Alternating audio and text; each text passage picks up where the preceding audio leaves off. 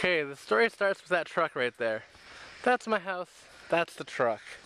That's my house, that's the truck. You can tell it's not really on my property at all. So as soon as one of my roommates leaves in Nanaimo, we got a knock on the door, and then Jordan goes out, my other roommate, to answer it. And it's our neighbors across the street. Really apologetic about parking his car right there, and we're like, that's not even our property. Like, we really don't mind. We would have probably let you keep it on our property. It's not really a big deal. And he was super apologetic, and he felt really bad. So we gave the house 24 beers. And the thing is that Greg is gone, and Andy and I don't drink, so it's just Jordan who just scored like mad beer. And he's like, free beer, I'm gonna take it, right? Like, who wouldn't?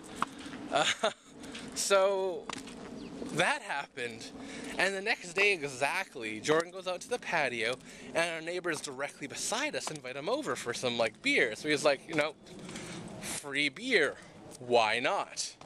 So he goes over, and it's around 4 o'clock, and we're gonna watch a show a little bit, but I was editing a video.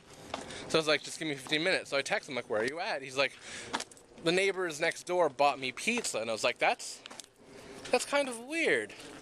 He doesn't end up coming home until around 9 at night, and he's super paranoid.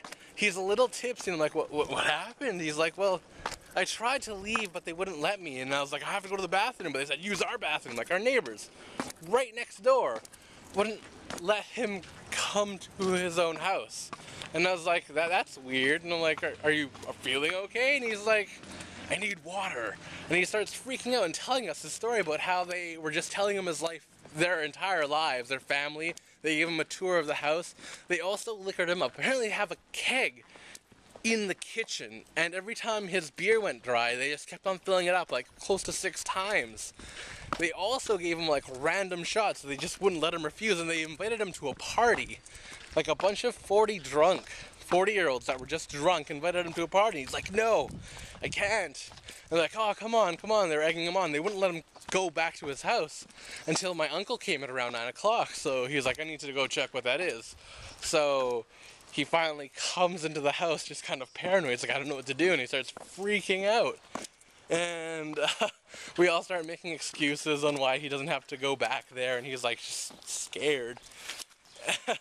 But he ends up getting out of it. The guys come over and they give back all his stuff that he left over at their house and some like demo tapes, because our neighbor used to be a rock star in his youth. I don't know. It was really weird, and I hope Jordan is doing okay this morning. But yeah, that has been our magical weird house adventures. Well, mostly Jordan's adventures with free beer. Sometimes it just happens. But yeah, heading home. Tomorrow I think I'm going to a concert. This week I'll be posting my submission to 80 Days and 80 Nights. And that's where I'm at. It's been interesting in the house. Lots of visitors, lots of guests. Yeah. I'll hopefully post this soon. I'm backlogged on videos. Hopefully this will be up eventually. Okay, bye. Boop.